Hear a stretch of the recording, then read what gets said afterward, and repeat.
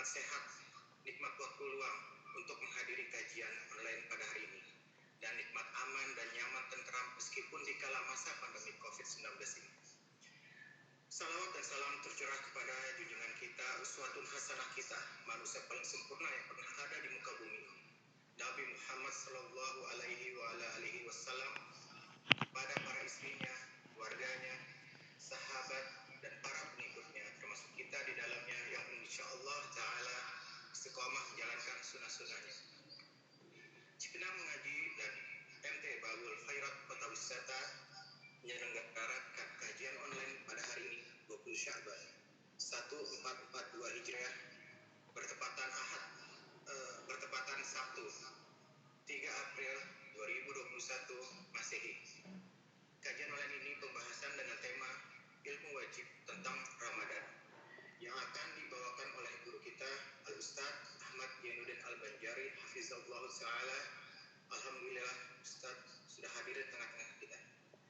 Jamaah yang dicintai dan dirahmati oleh Allah Jalla Jalaluhu, ada catatan penting selama kajian berlangsung. Selama materi dibawakan, diperkenankan pada jamaah untuk unmute pada room Zoom-nya masing-masing, mematikan nada dering atau mode diam HP ketika kajian online berlangsung, khusus jamaah akhwat agar dapat mematikan videonya saat materi berlangsung. Pertanyaan dibuka dari saat ini atau pada saat kajian dimulai sampai akhir kajian dengan menuliskan pertanyaan di kolom chat. Jamaah yang bertanya harap menyertakan nomor WA-nya. Insyaallah ta'ala ada 5 hadiah untuk 5 pertanyaan pertama. Hadiah dipersembahkan oleh Jamal Belanja Beramal Official Store Cipinang Mengaji. Jamaah bisa belanja dan follow di akun Instagram dan Facebook Jamal Belanja Beramal, yang sebagian keuntungannya ditujukan untuk mensupport kegiatan dakwah di Cipinang Mengaji. Untuk persingkat waktu dan tempat kami Ustaz tafadhol maskur.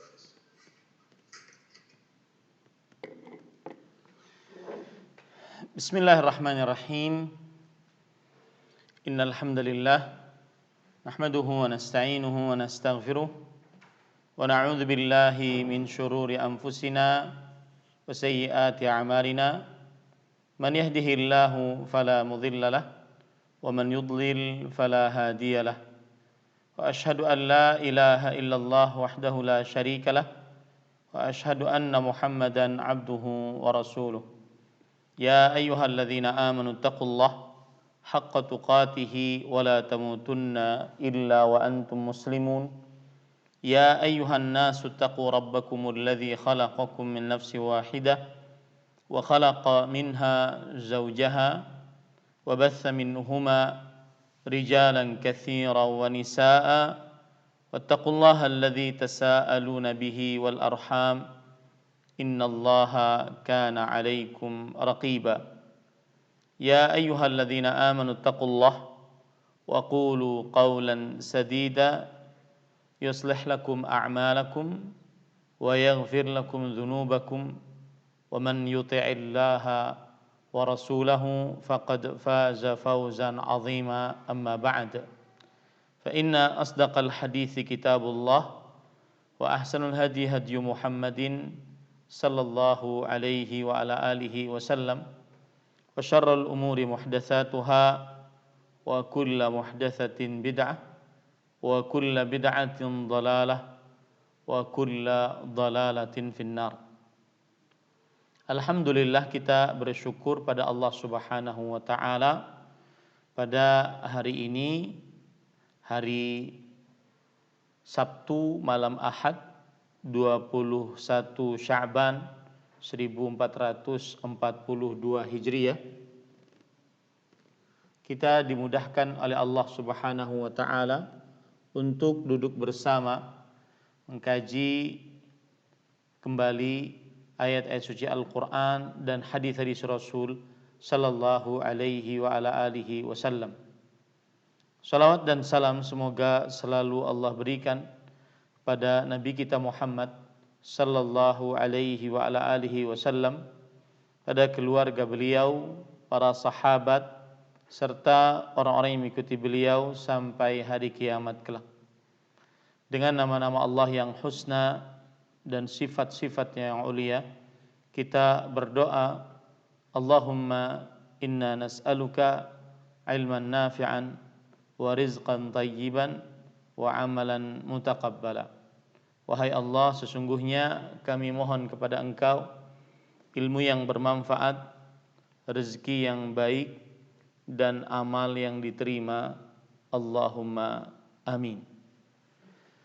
Ahibati hafizakumullah, kaum muslimin yang saya cintai karena Allah, semoga Allah Subhanahu wa taala selalu menjaga kita. Pada kesempatan kali ini kita mempelajari sebuah tema ilmu wajib tentang Ramadan. Dan apabila dikatakan wajib, maka maknanya adalah ma amara bihi syari' amran jaziman ustuhiqqa bil adzabi tarikuhu amdan mutlaqa. Apa saja yang diperintahkan oleh syariat dengan perintah yang keras, diancam dengan siksa bagi siapa yang meninggalkannya dengan sengaja secara mutlak. Maka ketika kita katakan ilmu wajib, berarti ilmu yang syariat Islam memerintahkannya untuk mengetahuinya dengan keras, diancam dengan siksa bagi siapa yang tidak mengetahuinya dengan sengaja tanpa ada alasan syar'i secara mutlak. Bapak Ibu saudara-saudari yang dimuliakan oleh Allah Subhanahu wa taala,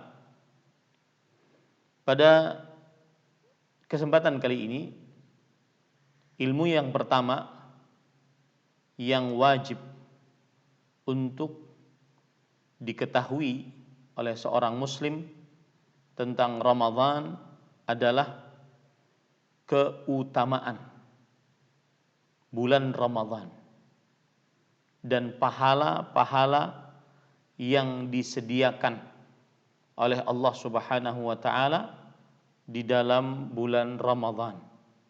Maka ini wajib diketahui oleh setiap muslim. Yang pertama,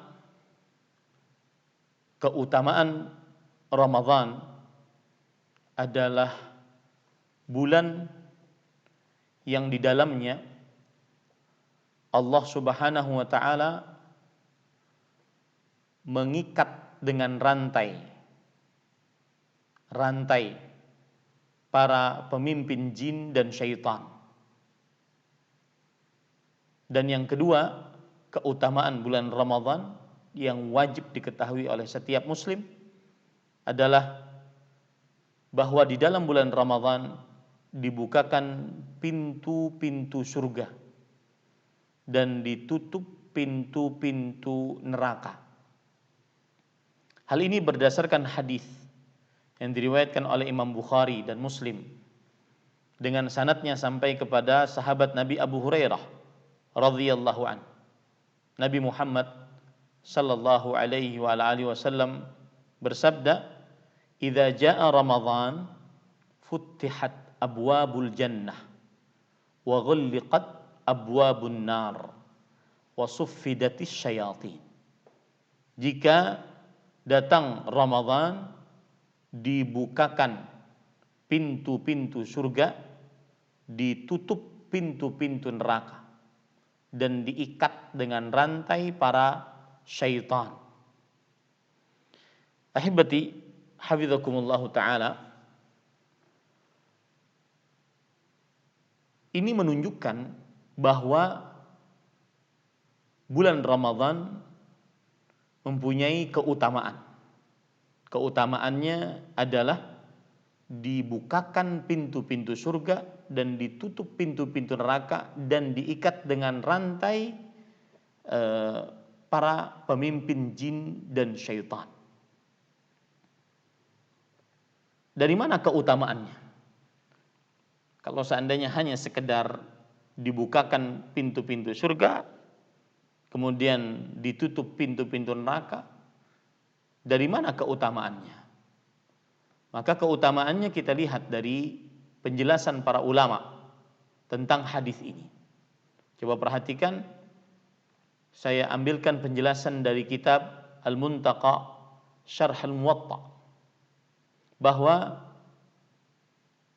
yang dimaksud dengan pintu-pintu surga dibuka dan pintu-pintu neraka ditutup, an yakuna hadzal lafdhu ala zahirih, bahwa lafaz ini dimungkinkan secara lahiriahnya dipahami demikian, bahwa memang secara lahiriahnya pintu surga dibuka, pintu neraka ditutup, kemudian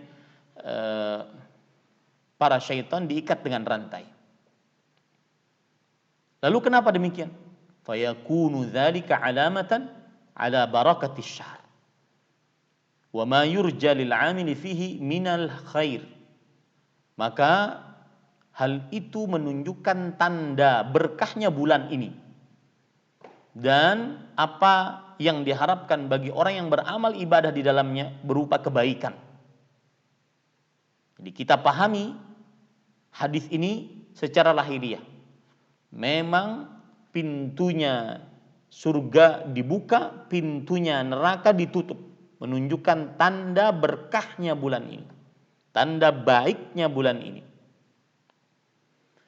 Kemudian bisa dipahami pintu surga dibuka, pintu neraka ditutup, dipahami secara maknawi, bahwasanya yuridu bi fathi abwabi al-jannah kathrata ats-tsawab ala siyami syahr wa qiyamihi wa anna al-amala fihi yuaddi ila al-jannah.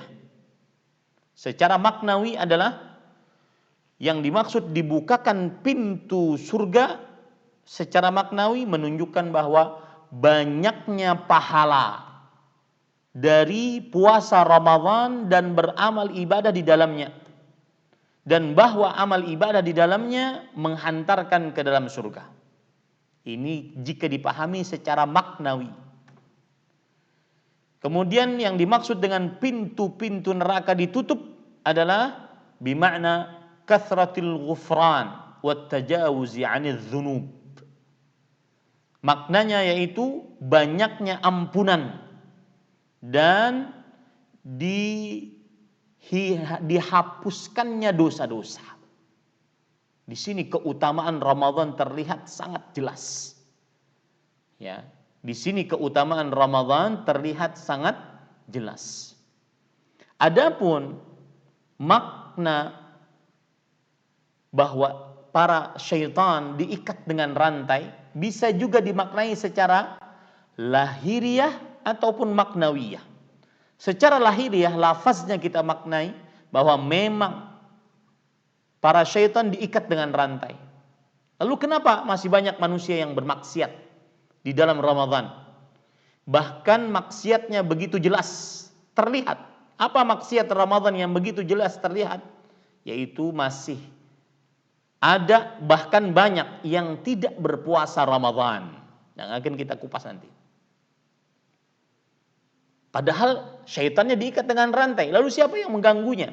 Maka jawabannya adalah bahwa secara lahiriah syaitannya diikat dengan rantai dan manusia dapat bermaksiat. Nih perhatikan baik-baik. Manusia dapat bermaksiat bukan hanya karena bisikan para syaitan, bisikan iblis, tetapi manusia dapat bermaksiat salah satu penyebabnya adalah dengan kebiasaan buruknya. Makanya hati-hati, kebiasaan buruk. Dan itu yang disebutkan oleh Allah Subhanahu wa taala di dalam Al-Qur'an, innan nafsa la ammaratun bisu. Sesungguhnya an-nafsa benar-benar memerintahkan kepada keburukan, sebagaimana disebutkan oleh Allah di dalam surat Yusuf ayat 53. Ini kebiasaan. Karena kebiasaan dia bermaksiat, akhirnya merasa ringan bermaksiat. Tanpa iblis, tanpa syaitan pun dia maksiat. Jika Hadis ini dipahami secara lahiriah. Dan manusia bermaksiat juga disebabkan karena sifat-sifat buruk yang ada pada diri manusia yang sudah ditabiatkan oleh Allah Subhanahu wa taala. Seperti Allah Subhanahu wa taala berfirman di dalam Al-Qur'an tentang manusia dengan sifat-sifat buruknya. Di antaranya Allah berfirman dalam surah An-Nisa ayat 28, "Wa khuliqal insanu dha'ifa." Manusia diciptakan oleh Allah dalam keadaan lemah. Ingat, ayat ini disebutkan oleh Allah dalam surah An-Nisa. Lemah yang dimaksud bukan lemah kekuatan, tetapi lemah menjaga syahwat. Tidak sanggup berhubungan dengan perempuan yang bukan mahram, pasti bermaksiat. Makanya saya berpesan untuk diri saya pribadi dan para ikhwah laki-laki sekalian, yakini baik-baik hadis Rasul, ma taraktu ba'di fitnatan adarra 'ala rijal minan nisa. Aku tidak pernah tinggalkan sepeninggalku godaan paling berbahaya bagi laki-laki dibandingkan perempuan. Yakini itu dan benarkan itu dalam kehidupan kita. Jangan coba-coba cinta haram dengan perempuan. Pasti ujungnya maksiat. Ini Bapak Ibu, saudara-saudari. Itu sifat manusia. Di antaranya juga sifat manusia adalah zalumun, kafur. Yaitu sering berbuat zalim, sering kufur nikmat. Sebagaimana disebutkan oleh Allah dalam surat Ibrahim ayat 34, "Innal insana lazalumun kafur." Kemudian di antara sifat manusia juga tergesa-gesa. Dalam surat Al-Isra ayat 11, "Wa kanal insanu ajula." Dan manusia sifatnya selalu tergesa-gesa. Tergesa-gesa mencerai, akhirnya menyesal, tergesa-gesa memukul, akhirnya akibatnya fatal. Tergesa-gesa, mengambil keputusan tergesa-gesa. Ini Bapak Ibu saudara-saudari, dengan sifat-sifat itu dia bermaksiat. Ini menunjukkan kalau kita pahami secara lahiriah, meskipun syaitannya diikat dengan rantai, maka manusia tetap bisa bermaksiat. Kemudian yang kalau kita pahami secara maknawiyah, bahwa para syaitan diikat dengan rantai adalah isyaratun ila kathratil khair wa qillatis syarr, qillatil asin. Bahwa jika dipahami dengan maknawiyah, para syaitan diikat dengan rantai menunjukkan kepada isyarat banyaknya orang yang beramal saleh dan sedikitnya yang bermaksiat, sesuai dengan sabda Rasul sallallahu alaihi wasallam, "Ya baghiyal khairi aqbil wa ya baghiyasy syarri aqsir." Wahai pencari kebaikan, Anda di dalam Ramadan, ayo sambut, ayo perbanyak ibadah, ayo perbanyak baca Quran, sudah lama ditinggalkan. Ya, sudah lama ditinggalkan ini. Sudah terlalu sering memegang handphonenya, tinggalkan. Dan saya sering bercerita tentang ini. Pak, sebagian di grup-grup ustadz kadang-kadang kalau sudah masuk bulan Ramadan, maka mereka mohon izin live satu-satu grup WhatsApp. Afwan, izin dulu, mudah-mudahan nanti setelah Ramadan kita bisa bertemu lagi. Afwan, izin dulu, mudah-mudahan setelah Ramadan. Karena kita tidak bisa memungkiri ini melalaikan. Sedangkan amalan inti Ramadan salah satunya adalah membaca Al-Quran. Dan media sosial melalaikan. Dia bagaikan minyak dengan air, tidak akan pernah bisa bertemu. Ini Bapak Ibu saudara-saudari yang dimuliakan oleh Allah Subhanahu wa taala. Maka menunjukkan isyarat banyaknya amal saleh dan sedikitnya yang bermaksiat, dan itu terbukti. Ini Bapak Ibu saudara-saudari yang dimuliakan oleh Allah. Taib. Kemudian yang ketiga, termasuk keistimewaan bulan Ramadan adalah bahwa bulan Ramadan, siapa yang berpuasa karena iman dan berharap pahala, diampuni dosa-dosanya yang telah lalu. Ini keutamaan Ramadan yang luar biasa. Atau sebelum itu biar lebih bagus urutannya. Perhatikan baik-baik. Keutamaan Ramadan yang lain adalah yang kedua. Nih kita rubah tadi, yaitu Bapak Ibu saudara-saudari yang dimuliakan oleh Allah Subhanahu wa taala, di dalam Ramadan keutamaannya terdapat satu malam yang apabila seseorang beribadah bertepatan dengan malam tersebut, maka dia mendapatkan pahala lebih baik daripada beribadah selama 1000 bulan. Dialah Lailatul Qadar. Allah Subhanahu wa taala berfirman, "Inna anzalnahu fi Lailatul Qadar. Lailatul Qadri khairun min alfi syahr." Sesungguhnya kami turunkan Al-Quran pada Lailatul Qadar. Lailatul Qadar lebih baik daripada 1000 bulan. Maksudnya, seorang yang beribadah pada Lailatul Qadar, maka ibadahnya pada Lailatul Qadar lebih baik daripada 1000 bulan yang tidak ada Lailatul Qadar. Ibadahnya bertepatan dengan Lailatul Qadar lebih baik daripada beribadah selama 1000 bulan yang tidak ada Lailatul Qadar. Baik. Istimewanya dari mana, Ustaz? Istimewanya dari ini. 1000 bulan, 83 tahun 4 bulan.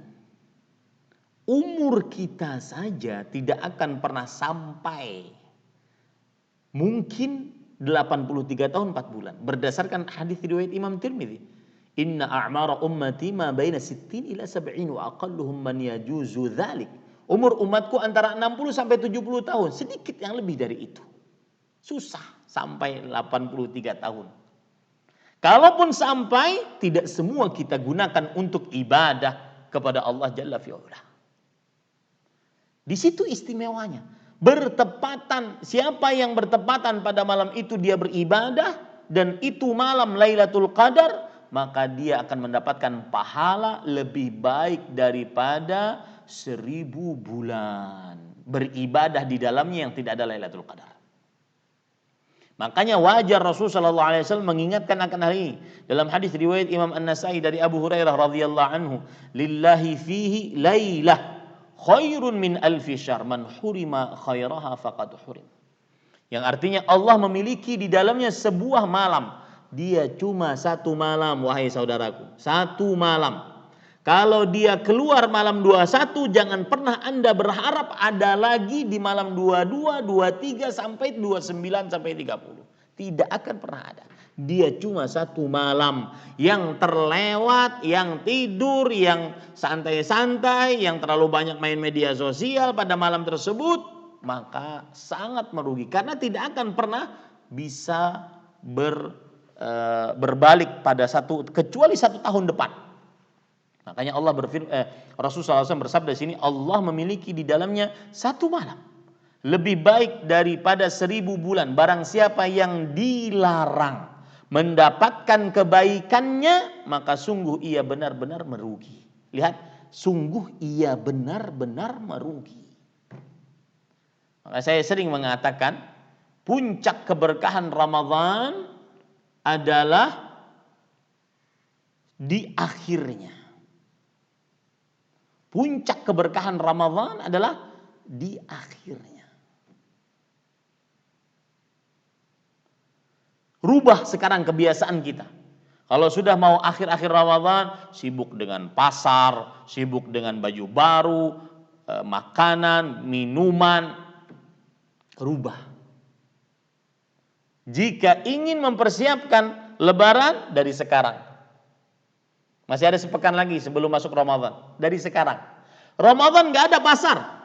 Bukan haram, bukan. Tetapi bagi yang benar-benar tahu keutamaan Ramadan, terutama puncak keberkahan Ramadan ada pada akhirnya, maka 10 hari terakhir kita fokus beribadah sebagaimana yang dicontohkan oleh Rasulullah SAW. Ini ilmu wajib yang Anda harus ketahui dalam bulan Ramadan.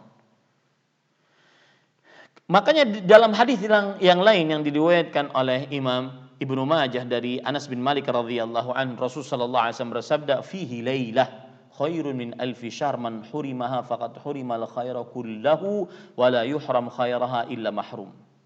Yang artinya di dalamnya terdapat sebuah malam lebih baik daripada 1000 bulan. Barang siapa yang diharamkan darinya, maka sungguh ia terlarang dari seluruh kebaikan. Saya menganggap Ramadan seseorang akan sukses apabila dia dapat Lailatul Qadar.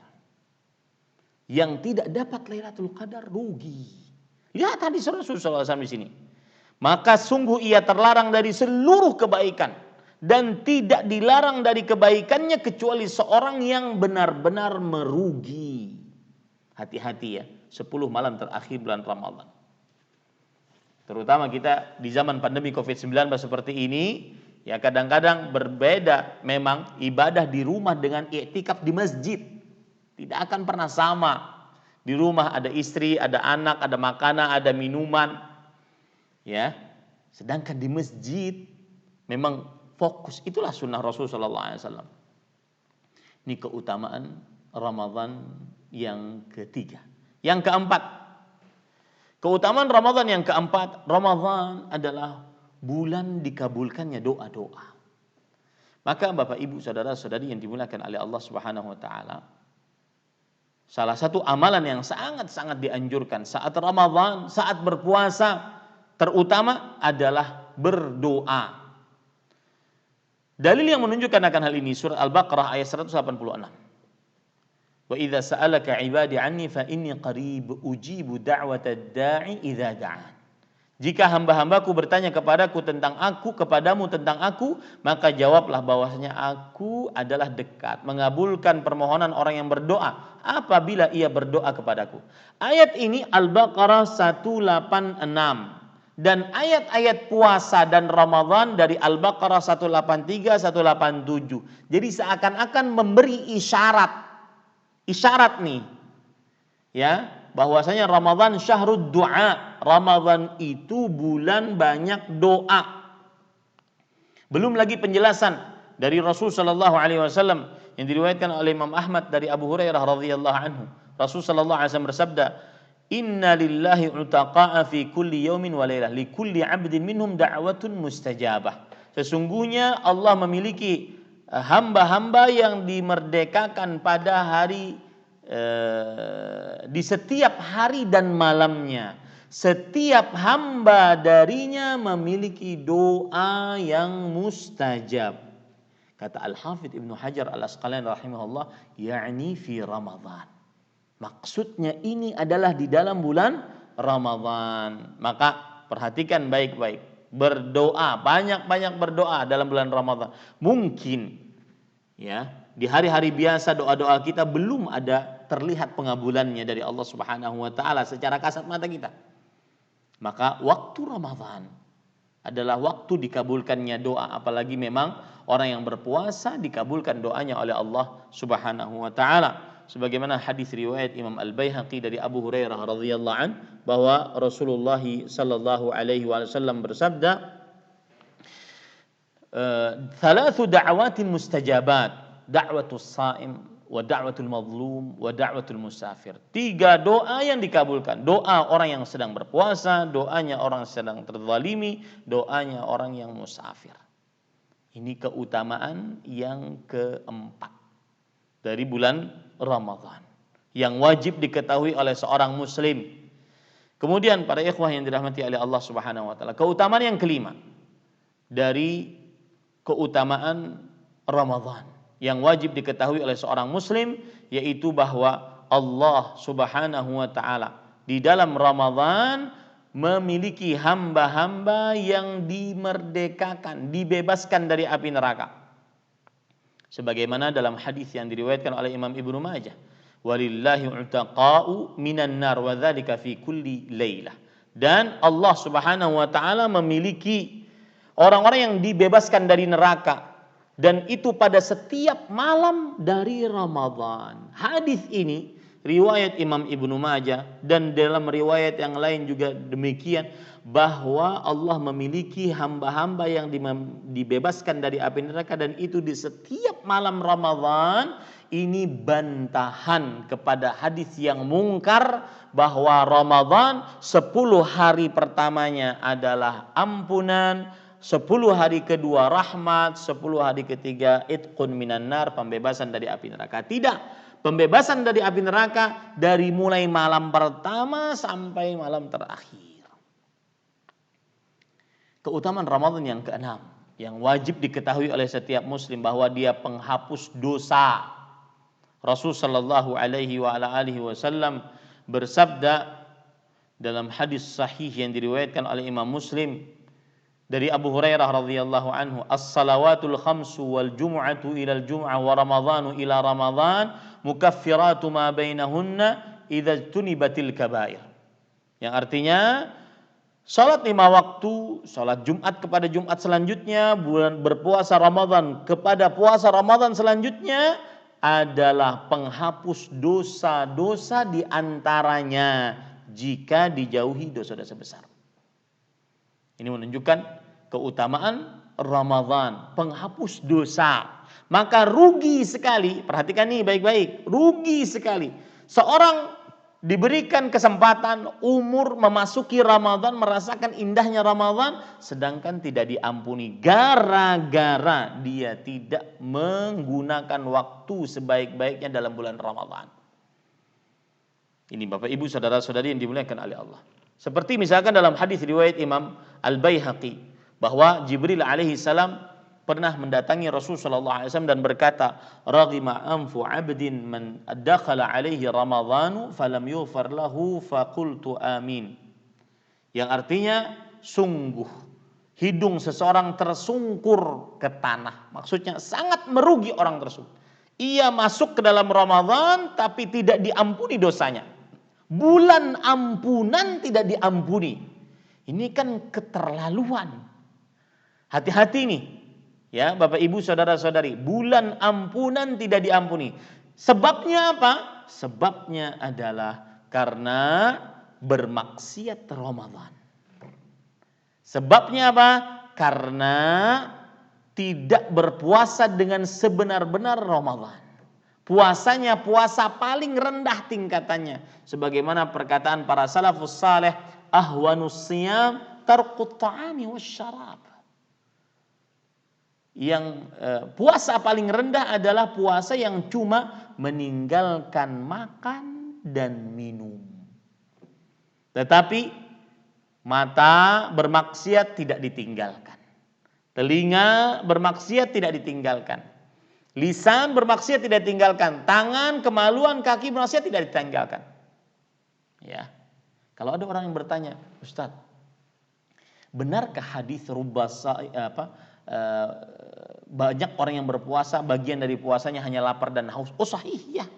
Hadis riwayat Imam Ibnu Khuzaimah. Berapa banyak? Artinya banyak sekali. Dan ini kabar Rasulullah SAW wajib kita percaya. Ada orang dan banyak masuk Ramadan tidak diampuni dosanya. Dia dapat pahalanya cuma lapar dan haus. Ada orang yang menyanggah. Bismillah. Saya minum dengan tangan kanan.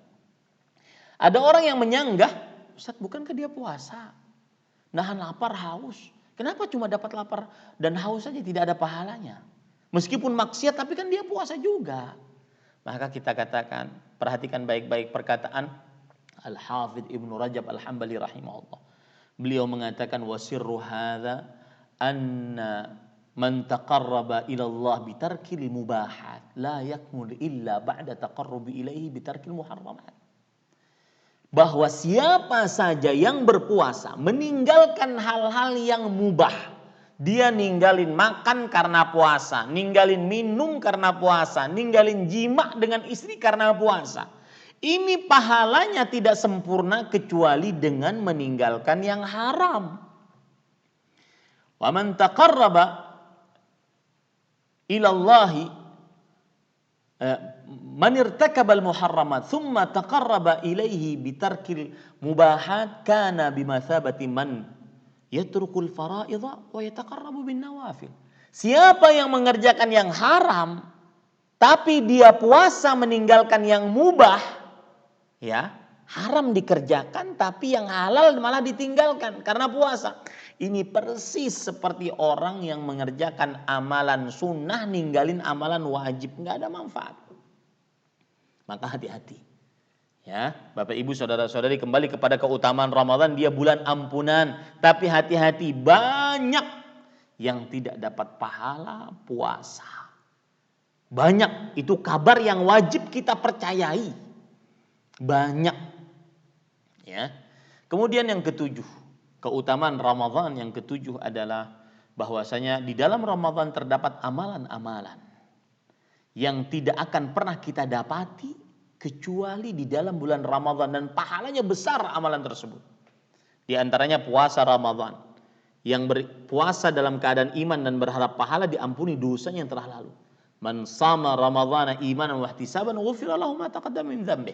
Hadis riwayat Bukhari dan Muslim. Yang kedua, salat tarawih Ramadan, karena iman dan berharap pahala juga diampuni dosanya yang telah lalu yang akan datang. Man qama Ramadhana imanan wa ihtisaban ghufira lahu ma taqaddama min dzambih. Yang ketiga, sholat bersama imam sampai selesai, pahalanya dia akan dapatkan pahala sholat semalaman suntuk dicatat oleh para malaikat.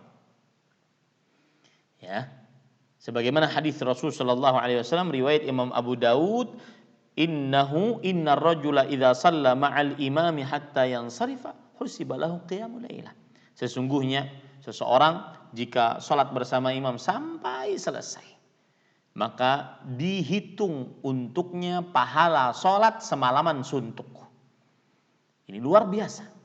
Yang keempat, yaitu berumrah di dalam Ramadan senilai haji bersama Rasul Sallallahu Alaihi Wasallam, sebagaimana hadis riwayat Bukhari dan Muslim dari Abdullah bin Abbas radhiyallahu anhu. Fa inna umratan fi Ramadan taqdi hajjatan ma'i. Sesungguhnya berumrah dalam Ramadan senilai dengan berhaji bersamaku. Ini ilmu wajib pertama, yaitu mengetahui keberkahan Ramadan, mengetahui keutamaan Ramadan. Dengan ilmu wajib ini kita akan benar-benar mengetahui, menggunakan Ramadan sebaik-baiknya, mempersiapkan diri sebelum masuk Ramadan. Ketika dalam bulan Ramadan benar-benar tahu hakikat Ramadan, tahu keagungan Ramadan. Oleh sebabnya Jabir bercerita radhiyallahu anhu, beliau mengatakan, la taj'al yauma fitrika wa yauma shaumika sawa. Jangan jadikan hari kamu tidak puasa dengan hari Ramadan sama, tidak sama.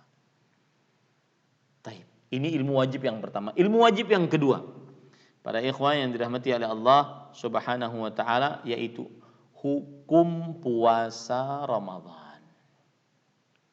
Ilmu wajib yang kedua, yang kedua adalah hukum puasa Ramadan. Para ikhwah yang dirahmati oleh Allah Subhanahu wa taala, hukum puasa Ramadan, hukumnya wajib atas kaum muslimin. Atas kaum muslimin yang muslim, baligh, berakal, mampu, mukim, terlepas dari haid dan nifas. 7 syarat wajib puasa Ramadan. Muslim, baligh, berakal, mampu, mukim, terlepas dari penghalang puasa yaitu haid dan nifas. Bapak Ibu, saudara-saudari yang dimuliakan oleh Allah Subhanahu wa taala, dalil yang menunjukkan akan hal ini adalah Allah berfirman dalam surah Al-Baqarah ayat 183. Ya ayyuhalladzina amanu kutiba alaikumussyam. Wahai orang beriman, dituliskan atas kalian berpuasa sebagaimana dituliskan atas orang-orang sebelum kalian berpuasa agar mereka bertakwa, agar kalian bertakwa. Kata dituliskan kutiba ala itu menunjukkan di dalam ilmu usul fikih, menunjukkan lafaz atau pendalilan tentang kewajiban. Ya, pendalilan tentang kewajiban. Banyak sekali di dalam ayat-ayat Al-Qur'an tentang hal ini. Kutiba ala seperti misalkan dalam Al-Baqarah 178 kutiba alaikumul qisas, diwajibkan atas kalian untuk qisas. Kemudian kutiba alaikum al-qital, diwajibkan atas kalian berjihad, dan seterusnya. Kutiba ala adalah lafaz yang menunjukkan kepada perintah, dan asal hukum perintah menunjukkan kepada kewajiban. Dalil yang kedua surah Al-Baqarah ayat 185. Faman syahida minkumus syahra falyasumhu. Siapa yang menyaksikan dari kalian bulan Ramadan, artinya masih hidup di bulan itu, maka berpuasalah dia. Ya, berpuasalah dia. Kemudian juga dalil dari hadis Rasulullah SAW tentang wajibnya puasa Ramadan adalah Rasulullah Sallallahu Alaihi Wasallam pernah ditanya oleh seorang A'rabi, ya, seorang A'rabi. Orang tersebut mengatakan, akhbirni bima faradallahu alayya minas siyam. Beritahukan kepadaku tentang apa yang Allah Subhanahu wa taala wajibkan atasku dari puasa. Maka Rasulullah sallallahu alaihi wasallam bersabda, syahrul Ramadan. Berpuasa pada bulan Ramadan. Illa anta hal alayya ghairu? Kemudian orang tersebut bertanya lagi, apakah ada puasa wajib lainnya? Kata Rasulullah sallallahu alaihi wasallam, la illa anta tatawwa. Tidak, kecuali kamu ingin mengerjakan puasa sunnah.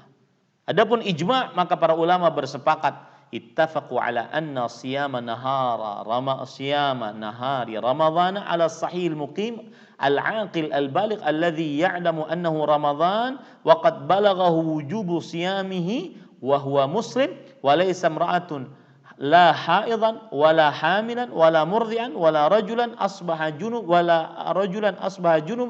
aw lam yanwihi minal lail fardun mundu yadhharul hilal min akhir sya'ban ila an yatayaqqana dhuhuruhu min awwali syawal wa sawa'unil 'abdu awil hurru wal mar'atu wal rajul wal amatu wal hurrah dhatu zawj aw sayyid kanata bikraini aw thayyibaini aw khullawaini.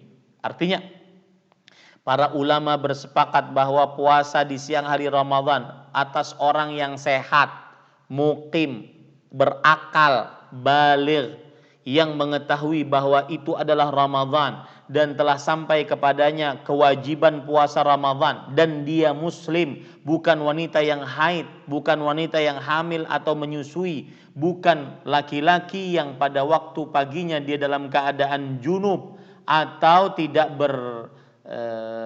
berniat di malam hari, maka dia adalah wajib mulai dari terlihatnya hilal di akhir bulan Sya'ban sampai yakinnya keluar hilal di awal bulan Syawal. Baik dia hamba yang merdeka ataupun budak sahaya, laki-laki, perempuan, ya, yang mempunyai suami ataupun yang tidak mempunyai suami, perawan ataupun janda, tetap wajib puasa. Sampaikan ini Bapak Ibu saudara-saudari yang dimuliakan oleh Allah Subhanahu wa taala. Wajib sebagian kaum muslimin yang meninggalkan dengan sengaja puasa Ramadan karena mereka tidak mengetahui hukum puasa Ramadan. Hukum puasa Ramadan wajib. Ya, wajib. Wajib apa artinya? Apa saja yang diperintahkan oleh syariat dengan perintah yang keras, diancam dengan siksa bagi siapa yang meninggalkannya dengan sengaja secara mutlak. Ini para ikhwah, Bapak Ibu, saudara-saudari yang dimuliakan oleh Allah Subhanahu wa taala. Taib. Sekarang, kalau begitu, jika ada yang tidak berpuasa dengan sengaja tanpa alasan syariat, padahal dia seorang yang diwajibkan untuk berpuasa, maka bagaimana ceritanya? Perhatikan baik-baik.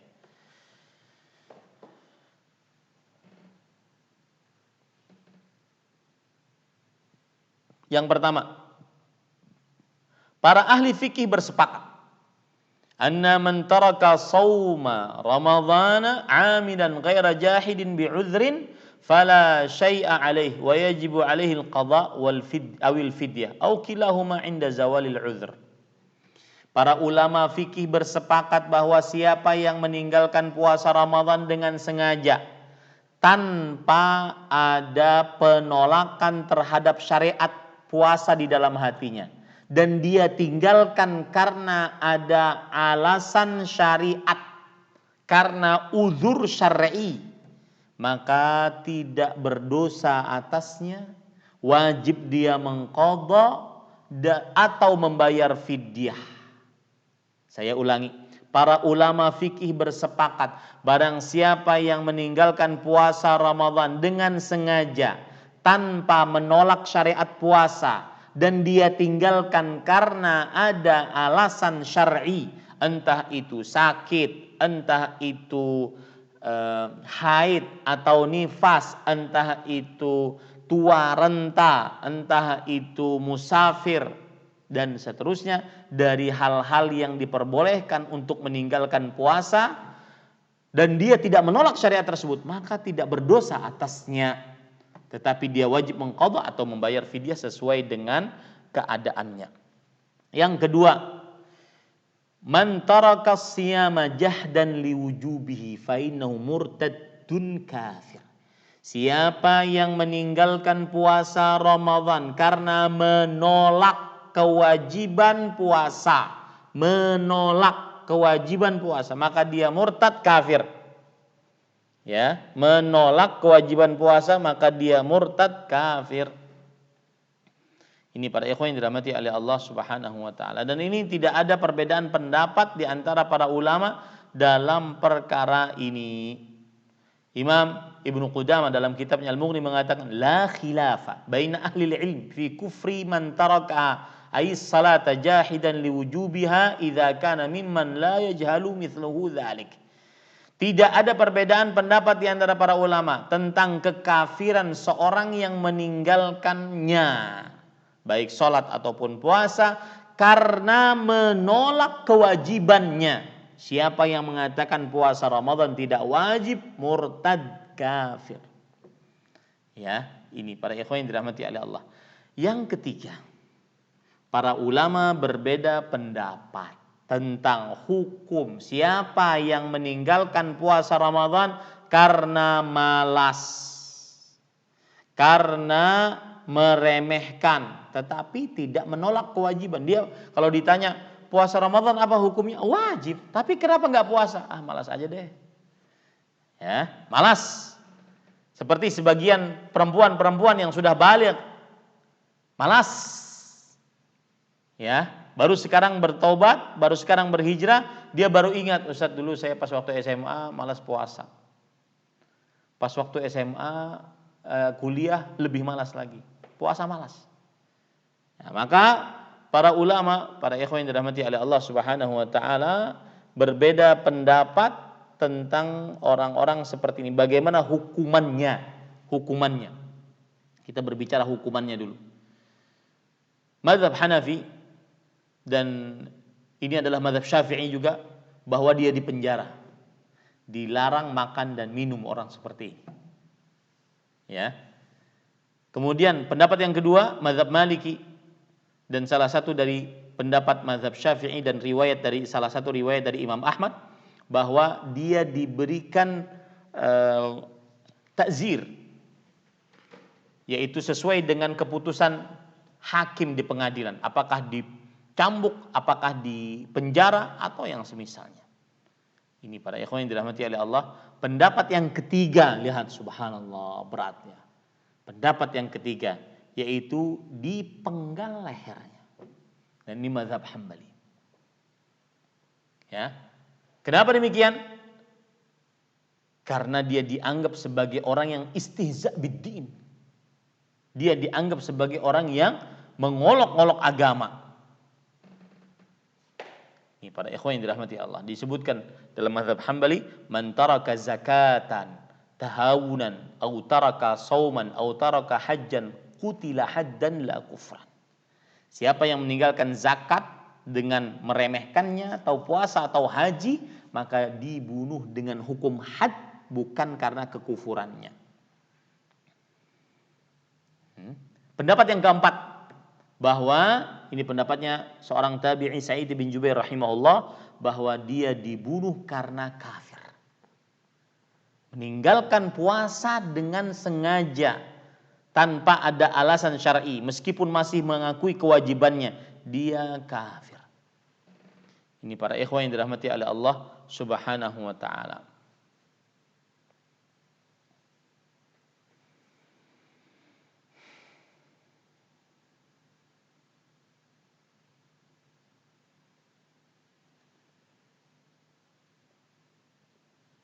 Taib. Para ikhwah yang dirahmati oleh Allah Subhanahu wa taala, adapun ancaman siksa bagi siapa yang meninggalkannya. Ancaman siksa bagi siapa yang meninggalkannya, yaitu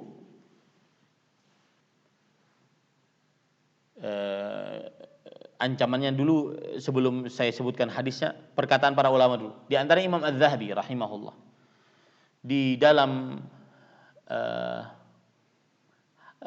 kitab Al-Kabair beliau mengatakan, man taraka shauma Ramadan bighairi uzrin muta'ammidan fa annahu syarrun minaz zani wa mudminil khamr.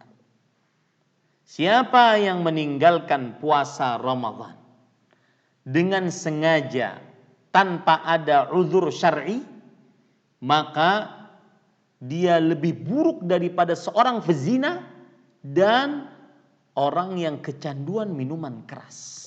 Ini hati-hati Bapak Ibu, saudara-saudari. Lihat rahim-rahim kita. Saya pesan, perhatikan, nasihati rahim-rahim kita ini, masih ada sepekan lagi lebih lah, ya. Kumpulkan di grup WhatsApp ataupun di mana secara nyata dengan menjaga protokol kesehatan, kumpulkan, nasihati. Ya, tidak usah deh keluar-keluar di media sosial. Lihat keluarga rahim-rahim kita. Rahim kita itu siapa? Yang pertama bapak ibu kita, kakek nenek kita, kemudian ke atas terus sampai buyut-buyut kita kalau seandainya masih hidup dan mampu berpuasa. Beritahu mereka tentang kewajiban puasa Ramadan dan bahaya yang tidak berpuasa Ramadan. Ya. Kemudian juga rahim kita anak, cucu, cicit terus ke bawah. Rahim kita ke samping, saudara, saudari, sekandung, sebapak, seibu. Kemudian keponakan, rahim-rahim kita itu. Beritahu kepada mereka. Ya, bapak, kemudian paman, bibi, saudaranya dan saudarinya bapak, paman, bibi, saudara dan saudarinya ibu, itu rahim-rahim kita. Nasihati mereka yang belum berpuasa Ramadan, berat hukumnya. Para ulama mengatakan syarrun minaz zani wa mudminil khamr, lebih buruk daripada orang yang berzina dan orang yang kecanduan minuman khamr. Wa yadhunnuna bihi zandaqata wal inhilal wa yashukkuna fi islamihim. Mereka meragukan keislaman orang yang meninggalkan puasa Ramadan dengan sengaja tanpa ada alasan syar'i. Dan mereka mengira orang tersebut adalah orang zindiq dan ateis. Zindiq artinya munafik akbar, lisannya Islam, hatinya kekafiran, seperti Abdullah bin Ubay bin Salul. Munafik akbar dan ateis.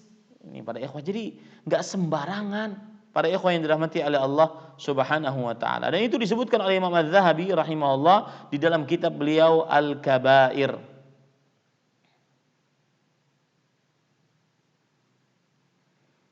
Kemudian Bapak Ibu saudara-saudari yang dimuliakan oleh Allah Subhanahu wa taala, lihat ancaman bagi siapa yang meninggalkan puasa Ramadan dengan sengaja. Dalam hadis dari Abu Umamah Al-Bahili radhiyallahu anhu yang diriwayatkan oleh Imam Hakim, bahwa Rasulullah SAW ketika tidur kemudian dibawa oleh dua malaikat, kemudian dua malaikat tersebut berkata, "Is'ad, ayo naik, daki gunung." Dan ini dalam mimpinya Rasulullah SAW, dan mimpi para nabi adalah wahyu, bukan mimpi kita-kita. Ya, mimpi para nabi adalah wahyu. Kemudian Rasulullah SAW mengatakan, "Aku tidak sanggup." Kata dua malaikat tersebut, "Kami akan membantu engkau." Fasa'idtu hatta idza kuntu fi sawa'il jabal idza bi aswatin syadidah. Lalu aku pun mendaki sampai setelah aku sampai di atas puncak gunung, ternyata suara sangat keras, meraung-raung. Lalu Rasulullah SAW bertanya, "Ma hadhil aswat?" Apakah puasa ini? Kemudian apakah suara ini maksud saya? Kemudian dijawab, "Hadza awa'u ahlin nar." Ini adalah suara raungan kesakitannya penghuni neraka. Kemudian kedua malaikat tersebut membawaku, kata Rasulullah SAW, fa idza ana biqaumin mu'alliqina bi'araqibihim. Lalu aku melihat orang-orang yang digantung urqub mereka. Apa itu urqub? Ini kan ada tumit nih. Ya, ini saya ambilkan gambarnya saja. Ini urqub ya, perhatikan Bapak Ibu, saudara-saudari yang dimuliakan oleh Allah. Nah, ini adalah kaki, namanya aqib. Ini namanya adalah tumit. Di atas ini urqub, ini urqub nih. Ini urqub. Dia digantung urqubnya, otomatis kepalanya di bawah. Kemudian kita baca hadisnya. Musyaqqaqatan asdaquhum. Asdaq itu adalah ujung bibir. Ditarik ujung bibirnya ke atas, disambung dengan urqubnya. Tasilu asdaquhum dama. Mengalir dari bibir-bibir mereka darah. Lalu Rasulullah sallallahu alaihi wasallam bersabda, "Man haula?" Siapa mereka? Haula'il ladzina yuftiruna qabla tahillata shaumihim. Mereka adalah orang-orang yang berbuka sebelum halal waktu berbuka mereka. Ini Bapak Ibu, saudara-saudari yang dimuliakan oleh Allah Subhanahu wa taala. Sebelum halal waktu berbuka mereka. Kalau ancaman siksanya bagi orang yang berpuasa di pagi hari kemudian dia tidak menyelesaikan sampai maghrib, seperti itu ancaman siksanya. Bagaimana orang yang aslan memang tidak puasa? Ini Bapak Ibu, saudara-saudari yang dimuliakan. Asal hukum, asalnya dia memang tidak puasa. Bagaimana siksanya? Wallahu a'lam. Nah, ini Bapak Ibu, saudara-saudari yang dimuliakan oleh Allah Subhanahu wa taala. Taib. Itu ilmu wajib yang kedua, tentang kewajiban puasa Ramadan dan bahayanya yang tidak berpuasa Ramadan. Itu ilmu wajib. Sampaikan kepada anak-anak perempuan yang masih SD umur 9 tahun tapi sudah balik. Wajib mereka puasa. Kalau seandainya mereka suci dari haidnya, wajib mereka puasa. Hati-hati para orang tua. Anda berdosa jika membiarkan anak Anda tidak berpuasa Ramadan. Ini Bapak Ibu, saudara-saudari yang dimuliakan Allah. Dan juga para pedagang, terutama yang mempunyai rumah makan. Hati-hati. Jika Anda seorang muslim membuka warung di pagi hari bulan Ramadan, di siang hari bulan Ramadan, maka dikhawatirkan Anda termasuk penyebab orang tidak berpuasa. Bukalah sebelum asar, setelah asar untuk orang-orang berbuka. Ini Bapak Ibu, saudara-saudari yang dimuliakan oleh Allah Subhanahu wa taala. Taib. Sekarang yang ketiga, ilmu wajib tentang Ramadan yang ketiga. Yaitu amalan-amalan inti Ramadan. Apa amalan-amalan inti Ramadan? Ya. Yang pertama, pada ikhwan yang dirahmati oleh Allah Subhanahu wa taala, mendirikan sholat 5 waktu. Pendapat yang lebih kuat, tidak sah puasa Ramadan yang tidak sholat. Karena yang tidak sholat kafir. Berdasarkan hadis Rasul sallallahu alaihi wasallam dan ijma' para sahabat.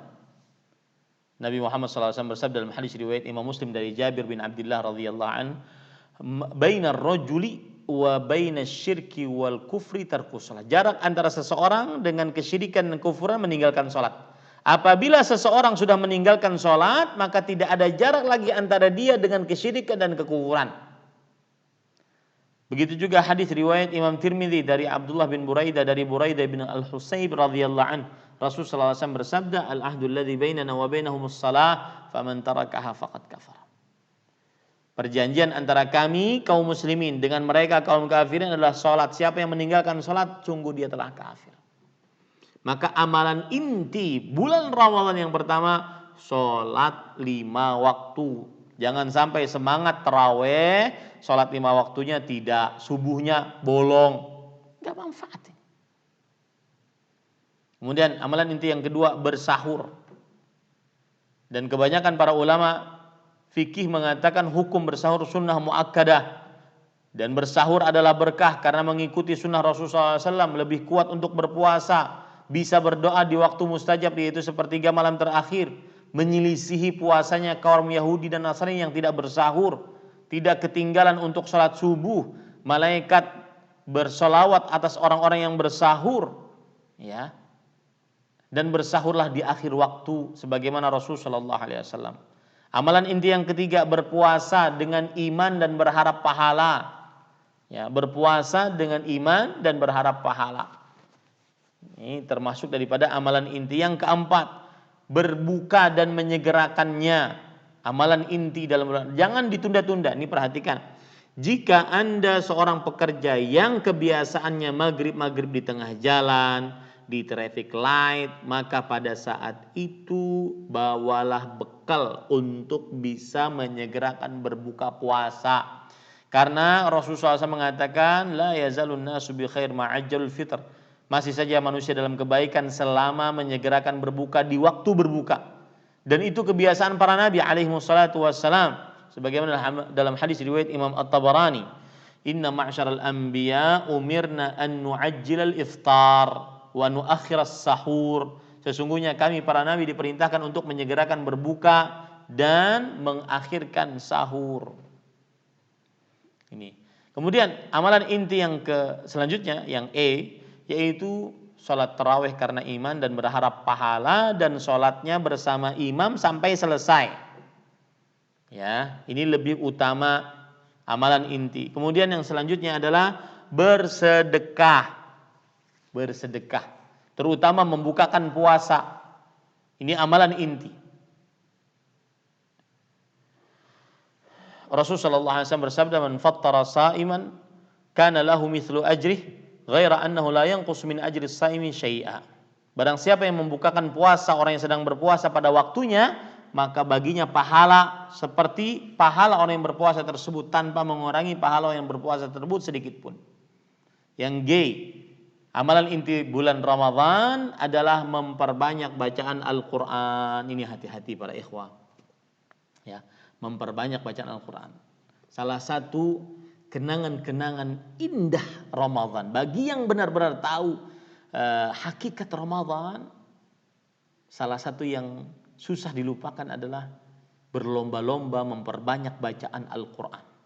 Tidak perlu lagi membicarakan Ustadz mana yang lebih utama, apakah memahaminya ataukah menghatamkannya, karena dikhawatirkan itu adalah bisikan syaitan.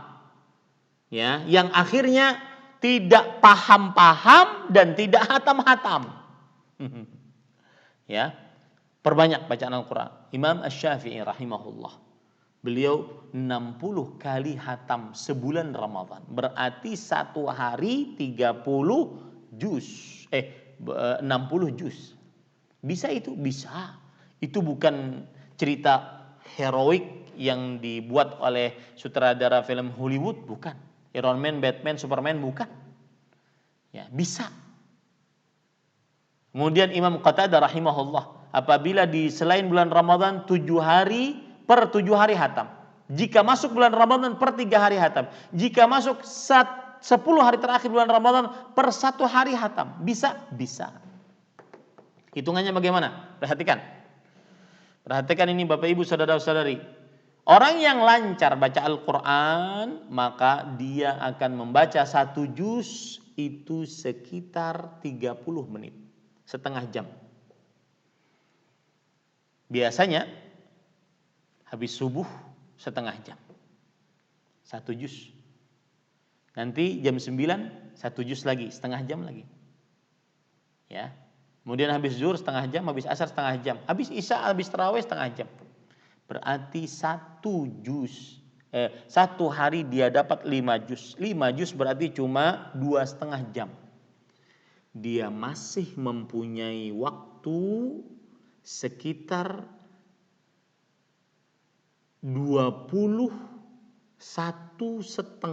jam untuk bisa beraktivitas. Dengan mengerjakan 5 juz per hari, 6 hari khatam. Baik. Kalau ingin 3 hari khatam berarti bagaimana?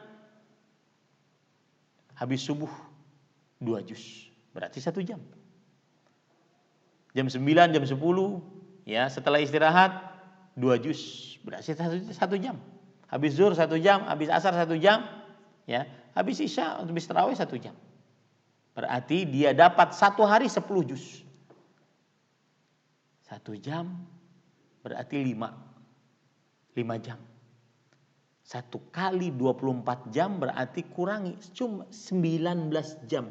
Anda masih bisa beraktivitas, masih bisa ngantor dan bisa khatam per 3 hari. Makanya dia bukan sesuatu yang aneh ataupun di luar kemampuan manusia. Tidak, bisa.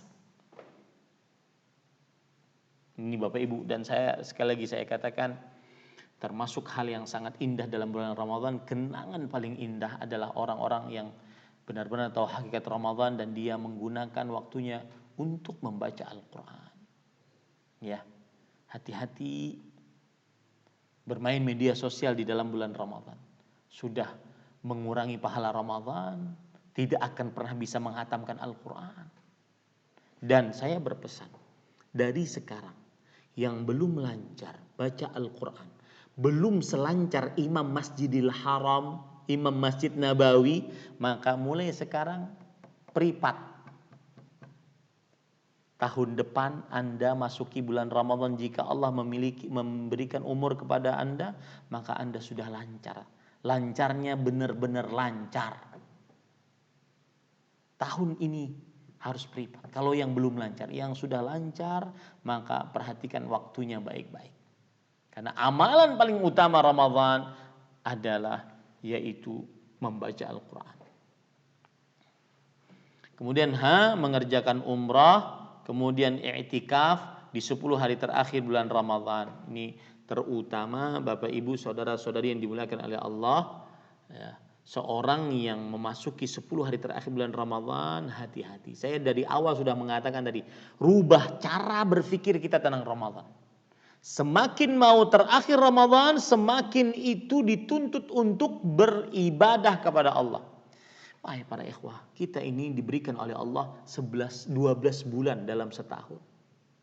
1 bulan aja kita fokus ibadah, fokus di masjid, fokus dengan Quran, fokus dengan di atas sejadah, fokus lebih banyak untuk memperbanyak ibadah. Terutama 10 hari terakhir bulan Ramadan. Cuma 10 malam dalam 1 tahun. Ya, gunakan waktunya sebaik. Rubah cara berpikir kita. Kalau sudah masuk 10 hari terakhir bulan Ramadan, tidak ada lagi bau-bau Ramadan. Ya. Yang ada bau baju baru, yang ada bau kareh, bau kacang, bau melinjo, bau kue dan semisalnya. Rubah itu, rubah. Contoh Rasulullah SAW. Beliau jika idza dakhala al-'ashr ahya al-lail. Jika sudah masuk 10 hari terakhir bulan Ramadan, beliau menghidupkan malam, begadang semalaman suntuk. Wa aiqadha ahlah, membangunkan istrinya. Wajadda wa syaddal mi'zar, dan bersungguh-sungguh ibadah dan mengikat tali sarung, yaitu kiasan atas ibadah kepada Allah Subhanahu wa taala. Nah, ini amalan-amalan inti. Terutama juga amalan inti yang lain adalah memperbanyak doa. Karena Rasulullah sallallahu alaihi wasallam mengatakan 3 doa yang tidak dikabul, yang tidak ditolak, yaitu da'watus shaim, di antaranya doa orang yang berpuasa. Ini kira-kira 3 poin saya, ilmu wajib tentang Ramadan. Yang pertama, keutamaan Ramadan agar orang menggunakan waktunya sebaik-baiknya. Jangan sampai kaum rebahan dengan handphonenya. Kecuali dengan handphone dia baca Quran. Kemudian yang kedua yaitu ilmu wajib tentang Ramadan, hukum puasa Ramadan. Yang ketiga ilmu wajib tentang Ramadan, amalan inti Ramadan. Nah, silahkan jika ada yang ingin bertanya. Wallahu a'lam. Sallallahu nabiyana Muhammad walhamdulillahi rabbil alamin. Nah. Barakallahu fiik atas itu Ustaz. Baik, jamaah yang dicintai dan dirahmati oleh Allah Jalla Jalaluhu. Selanjutnya sesi tanya jawab. Bagi jamaah yang ingin bertanya bisa dapat disampaikan di chat room Zoom yang akan dibacakan oleh Bapak Zainuddin. Bapak. Ya.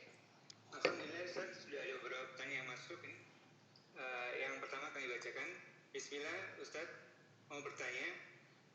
Ustaz, tadi saya sampaikan bahwa sholat tarawih sampai selesai akan diampuni dosa-dosa.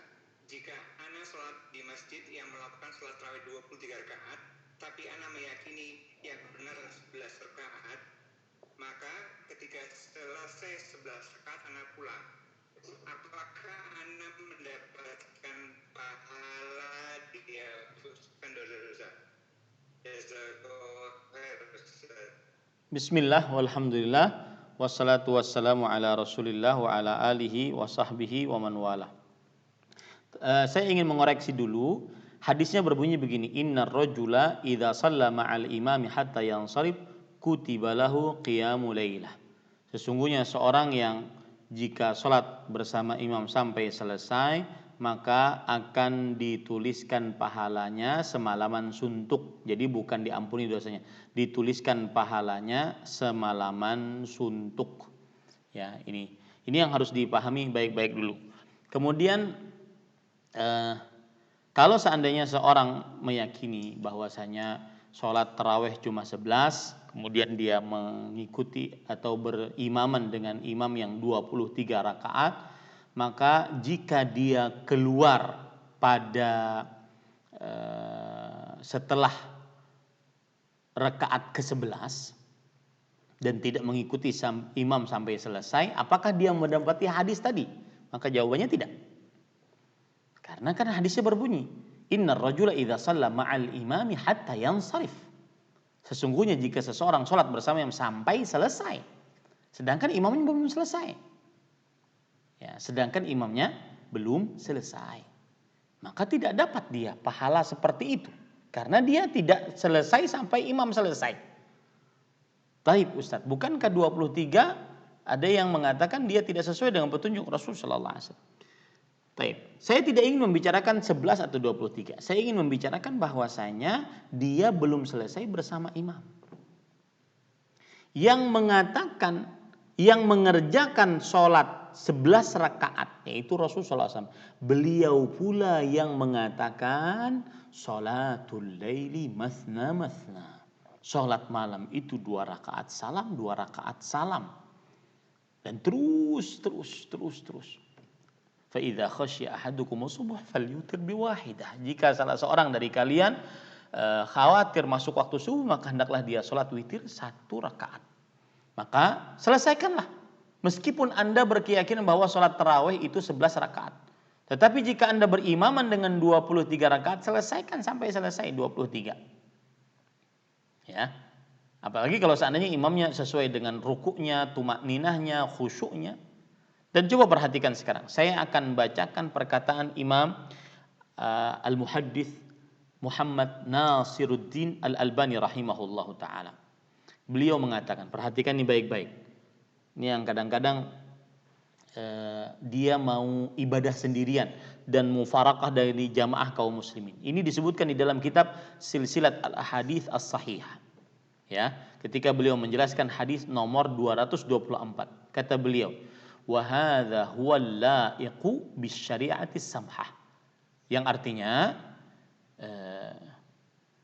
beliau berbicara ini ketika beliau membicarakan tentang kewajiban mengikuti imam dan kewajiban mengikuti jamaah dalam puasa dan kewajiban mengikuti jamaah dalam berhari raya, dan semestinya setiap personil dari kaum muslimin mengikuti jamaah kaum muslimin. Ya, kata beliau mengatakan wa hadza huwa laiqu bisyari'ati samhah. Inilah yang cocok dengan syariat yang mudah ini. Allati min ghayatiha tajmi'un nas wa tauhidu sufufihim. Yang mana tujuan utamanya mengumpulkan manusia, menyatukan barisan mereka, wa ib'aduhum an kulli ma yufarriqu jama'ahum, dan menjauhkan mereka dari setiap apa saja yang mencerai-beraikan kesatuan mereka. Minal ara'il fardiyah, dari pendapat-pendapat personal. Fala ta'tabiru syari'atu ra'yal fardi walau kana sawaban fi wijhati nazari. Maka syariat Islam tidak menganggap pendapat seseorang meskipun benar menurut dia, fi ibadatin jamaiyatin, dalam ibadah yang bersama-sama, kasaum wa ta'yid wa salatil jamaah, seperti puasa, hari raya, salat berjamaah. Kemudian beliau menyebutkan sebuah kisah. Utsman bin Affan ketika di Mekah, waktu haji beliau tidak mengqashar salat. Padahal Abdullah bin Mas'ud beliau berpendapat mengqashar salat. Tetapi meskipun Abdullah bin Mas'ud berpendapat mengqashar salat, beliau tetap menjadi makmum di belakang Utsman bin Affan. Ketika ditanya, wahai Abdullah bin Mas'ud, bukankah engkau berpendapat bahwasanya salat di Mekah saat berhaji dalam keadaan qashar, lalu kenapa engkau mengikuti Amirul Mukminin Utsman bin Affan yang beliau menyempurnakan salatnya? Apa kata beliau? Al khilafu syarr. Perbedaan itu buruk. Al khilafu syarr. Taib. Lihat lagi kemudian perkataan Imam Al-Albani rahimahullah, beliau mengatakan, "Falyata'ammal fi hadzal hadits wa fil atharil madhkur ulaika alladziina la yazaluna yatafarraquna fi salawatihim." Maka perhatikanlah di dalam hadis ini, kemudian di dalam cerita Abdullah bin Mas'ud tadi tentang terhadap orang-orang yang masih saja bercerai-berai di dalam salat mereka. Wala yaqtaduna bi ba'di a'immatil masajid, dan tidak mengikuti pada sebagian imam-imam masjid, wa khasatan fi salatil witri fi Ramadan, khususnya dalam salat witir dalam bulan Ramadan. Wa bi hujjati kaunihim ala khilafi madzhabihim, dengan alasan bahwa para imam tersebut berbeda pendapatnya dengan saya.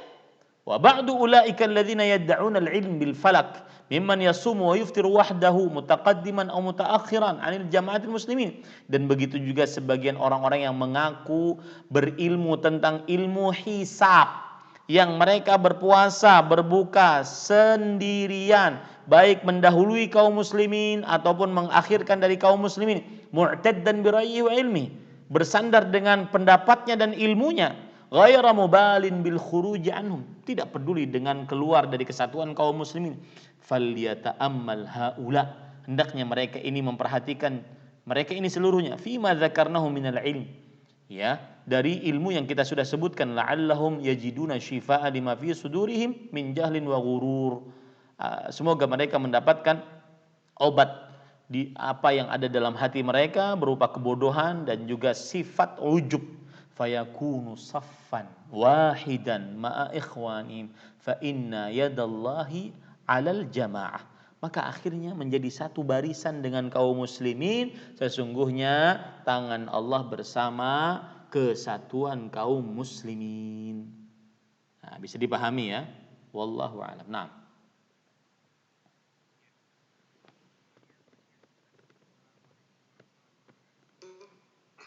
bagaimana hukumnya beberapa hari sebelum berpuasa dan beberapa hari sebelum hari raya? Ini kebiasaan di beberapa tempat, Ustaz. Di malam-malam ganjil diadakan selamatan, baik di rumah maupun di masjid. Jazakallahu khairan. Bismillah, walhamdulillah, wassalatu wassalamu ala rasulillah wa ala alihi wa sahbihi wa man wala. Maka jawabannya adalah seorang ketika di malam-malam ganjil semestinya dia memperbanyak ibadah. Ya, saya berhusnudzan yang melakukan selamatan, baca-baca, membagikan makanan, mereka menganggap itu adalah sebuah nilai ibadah. Akan tetapi ketika ada amalan khusus, maka perlu dalil yang khusus.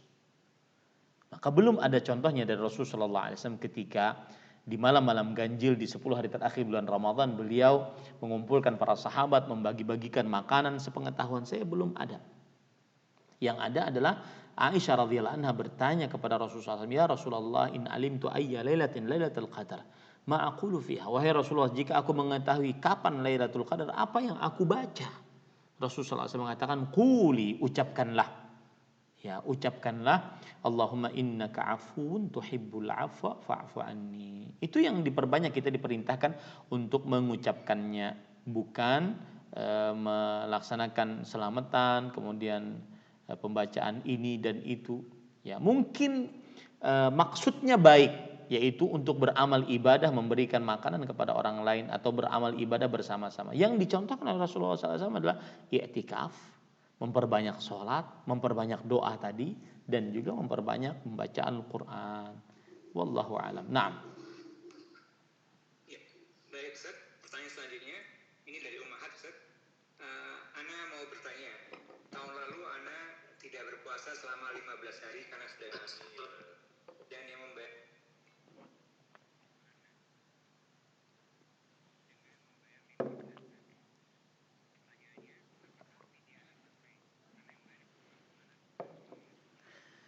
Bismillah walhamdulillah wassalatu wassalamu ala Rasulillah wa ala alihi wa sahbihi wa man wala.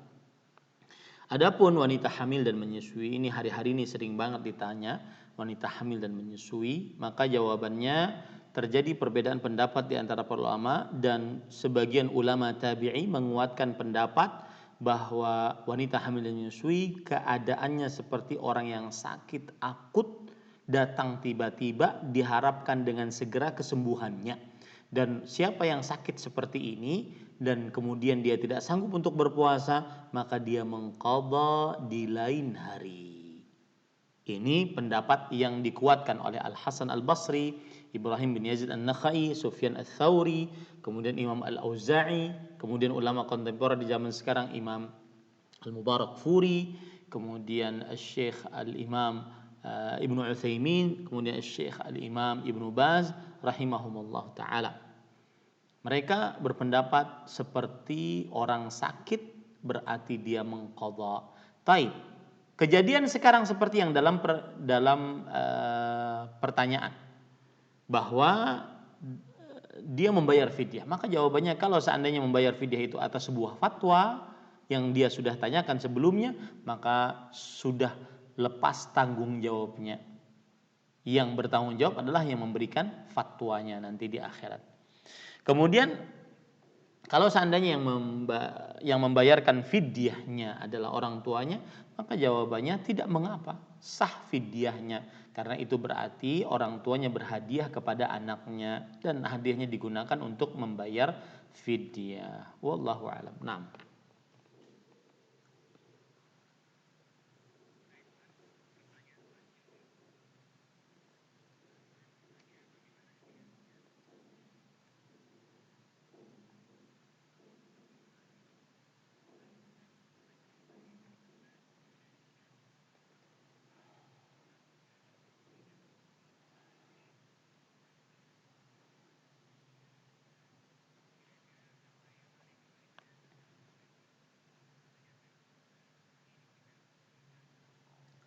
Bismillah, alhamdulillah, wassalatu wassalamu ala Rasulillah wa ala alihi wa sahbihi wa man wala. Maka jawabannya, kiat agar tidak kembali untuk maksiat kembali adalah ikhlaskan niat hanya untuk Allah, bukan untuk manusia. Hanya berharap pahala dari Allah, hanya takut karena Allah. Ikhlaskan niat. Ya. Allah berfirman, innal ladzina qalu rabbunallah tsumma istaqamu.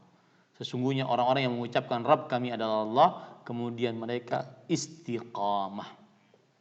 Maka niatkan yang ikhlas.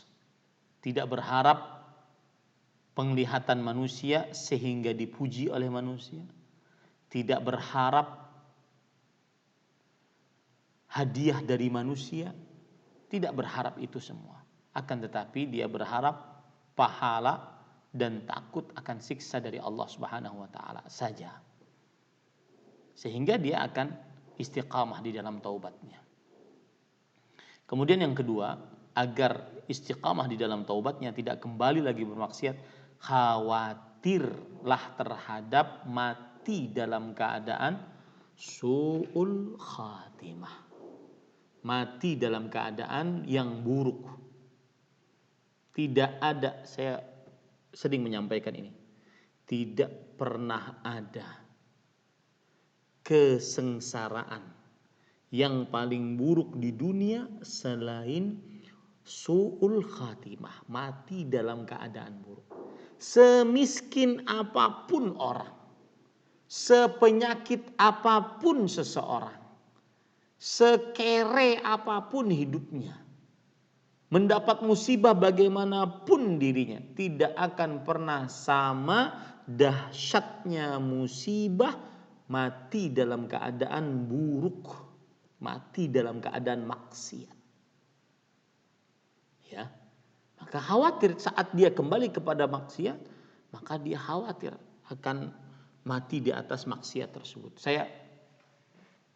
Suatu saat saya kajian di Jabodetabek, kemudian ada orang yang ingin ketemu, akhirnya kita janjian di rumah makan, dan dia bawa keluarganya, istrinya. Ada suami, kemudian ada istrinya. Kemudian kita ngobrol.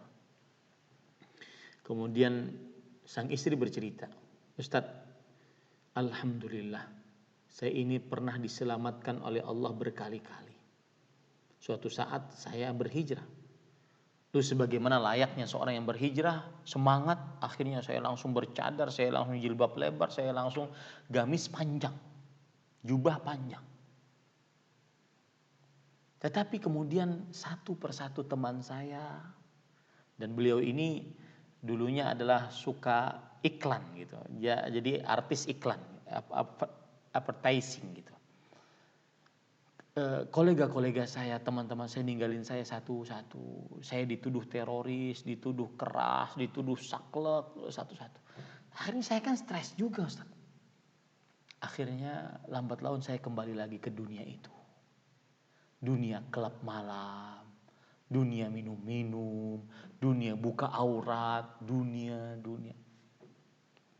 Suatu malam, saat kami lagi dugem, teman saya di samping saya, di hadapan mata saya, Ustaz, mati. Ini subhanallah, saya merinding.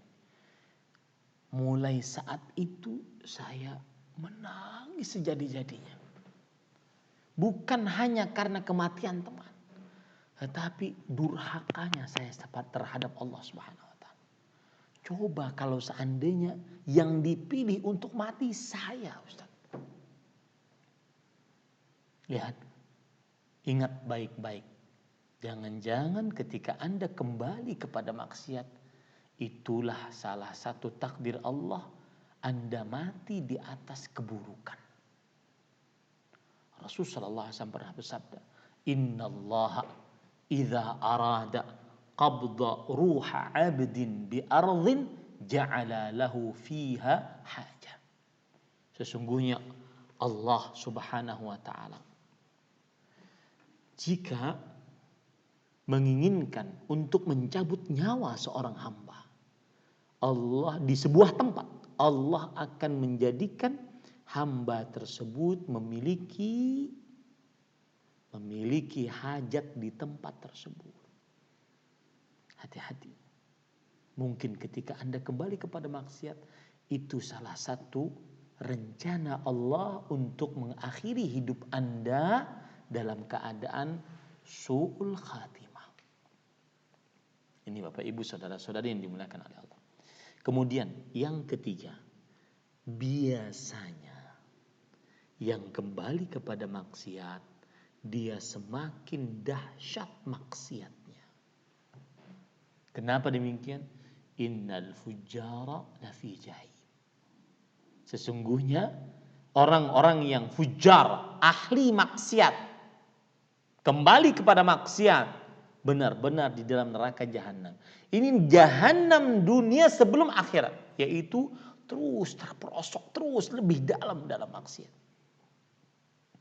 Ini hati-hati Bapak Ibu, saudara-saudari yang dimuliakan oleh Allah Subhanahu wa taala. Makanya kan ada Allah berfirman, "Alam ya'ni lil ladzina amanu an takhsha'a qulubuhum li dzikrillah wa ma nazala minal haqq wa la yakunu kal ladzina utul kitaba min qablu fatala 'alaihimul amadu faqasat qulubuhum wa katsirun minhum fasiqun." Belumkah saatnya untuk orang-orang yang beriman khusyuk hati mereka, tunduk kepada Allah Subhanahu wa taala, bertobat kepada Allah? Belumkah saatnya? Dan menerima apa yang Allah Subhanahu wa taala turunkan. Dan janganlah kalian seperti orang-orang ahli kitab yang terus tanpa taubat kembali kepada maksiat, akhirnya keras hati mereka, bosan mendengar ayat Al-Quran, dan kebanyakan mereka fasik, semakin maksiat. Hati-hati Bapak Ibu, saudara-saudari yang dimuliakan oleh Allah. Dan kita berdoa dengan nama-nama Allah yang husna, sifat-sifatnya yang mulia. Semoga Allah Subhanahu wa taala mewafatkan kita dalam keadaan husnul khatimah. Wallahu a'lam. Naam.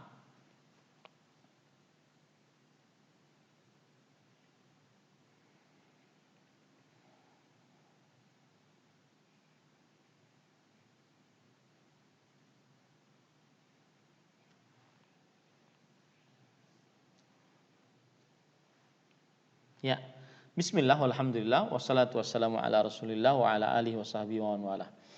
Ada riwayat dari Abdullah bin Mas'ud radhiyallahu anhu, siapa yang sholat antara maghrib dan isya dan malam itu bertepatan dengan Lailatul Qadar, maka dia dapat Lailatul Qadar. Karena yang namanya malam dimulai dari mulai terbenamnya matahari sampai terbitnya fajar. Itulah Lailatul Qadar. Berarti di sini yang perlu kita pahami baik-baik, yang beribadah di malam itu bertepatan dengan Lailatul Qadar, bagaimanapun dia pasti dapat Lailatul Qadar. Cuma di situ berbeda-beda. Di situ berbeda-beda Lailatul Qadarnya. Apa maksudnya? Meskipun sama lebih baik daripada 1000 bulan, tetapi kualitasnya, tingginya amal berbeda-beda. Maka pada saat itu yang banyak tentunya beda dengan yang sedikit. Ya, yang hanya antara maghrib dan isya, sholatnya beda dengan orang yang semalaman suntuk sholatnya. Demikian, wallahu a'lam. Nah.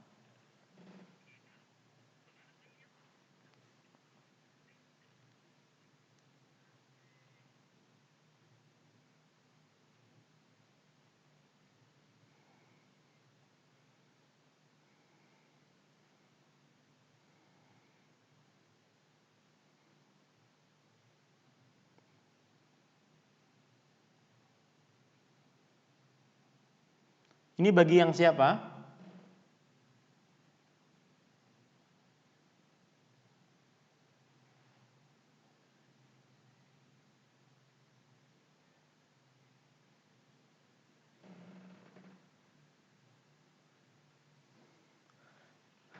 Ini suaranya terputus-putus.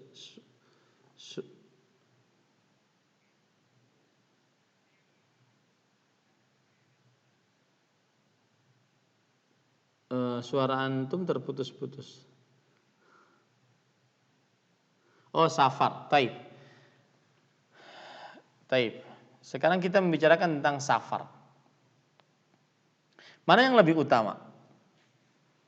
Berpuasa dengan bersafar sambil dalam keadaan berpuasa ataukah tidak? Maka jawabannya, perhatikan pembagiannya. Orang yang bersafar dalam keadaan berpuasa, apabila puasanya membahayakan dirinya, menyebabkan nyawanya bisa hilang, penyakitnya bisa bertambah, kemudian penyakitnya terlambat kesembuhannya, menyebabkan kecacatan, ini haram untuk berpuasa dalam keadaan safar. Ya, haram. Kalau puasanya membahayakan dirinya. Allah berfirman, wala tulqu biaidikum ila tahluka. Jangan jerumuskan tangan-tangan kalian kepada kebinasaan. Allah Subhanahu wa taala juga berfirman, wala taqtulu anfusakum. Janganlah kalian membunuh diri kalian sendiri. Innallaha kana bikum rahima. Sesungguhnya Allah sangat penyayang terhadap kalian. Ini yang pertama. Yang kedua, orang yang bersafar dalam keadaan puasa dan puasanya memberatkan dia, tetapi tidak menjadikan bahaya untuknya. Berat, haus mungkin, lapar mungkin, tapi tidak bahaya. Maka ini makruh untuk berpuasa. Lebih baik dia berbuka. Rasulullah SAW pernah bersabda, "Laisa minal birri as-siyamu fis safar." Bukan termasuk kebajikan berpuasa saat bersafar. Yang ketiga, puasanya dalam keadaan bersafar tidak menyulitkan, ringan saja. Maka terjadi khilaf di antara para ulama dalam hal ini. Pendapat yang dikuatkan oleh Imam Ibnu Utsaimin rahimahullah taala adalah bahwa lebih baik dia berpuasa dengan beberapa alasan. Yang pertama, Rasulullah SAW pernah bersafar dalam keadaan puasa. Yang kedua, para sahabat Nabi radhiyallahu anhum pernah bersafar dalam keadaan puasa. Yang ketiga, yaitu lebih cepat menyelesaikan tanggung jawabnya karena berpuasa pada bulan Ramadan. Kalau dia berbuka berarti punya hutang. Yang keempat adalah dia lebih mudah untuk berpuasa bersama kaum muslimin dibandingkan dia mengqadha nanti di lain hari puasa sendirian, agak sulit. Kemudian yang kelima, dia berpuasa dalam bulan Ramadan mendapati waktu yang istimewa, yaitu bulan Ramadan. Maka itu pembagian orang yang bersafar dalam keadaan berpuasa. Wallahu a'lam. Nah,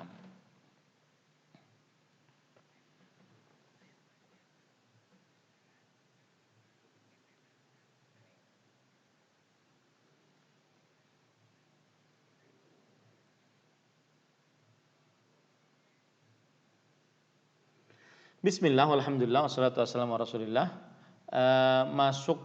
Pertanyaan ini disebabkan karena mungkin belum jelas apa yang dimaksud dibebaskan dari api neraka.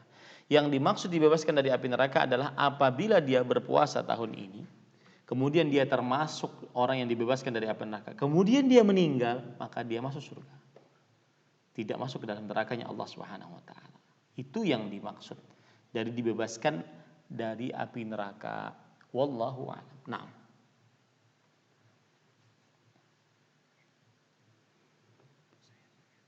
terakhir ini.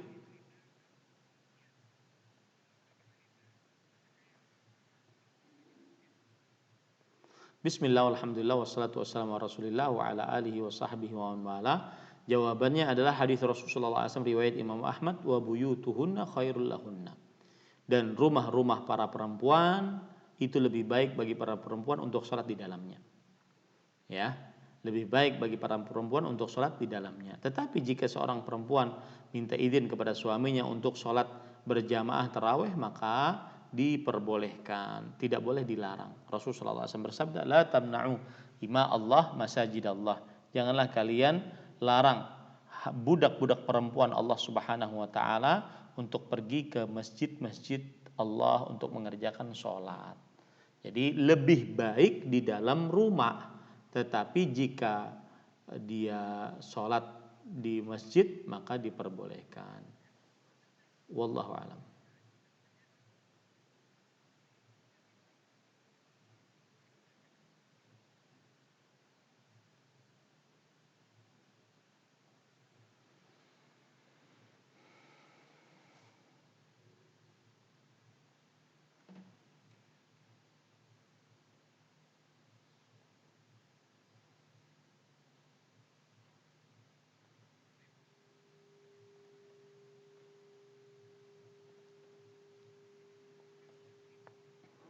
Ya, tutup silahkan.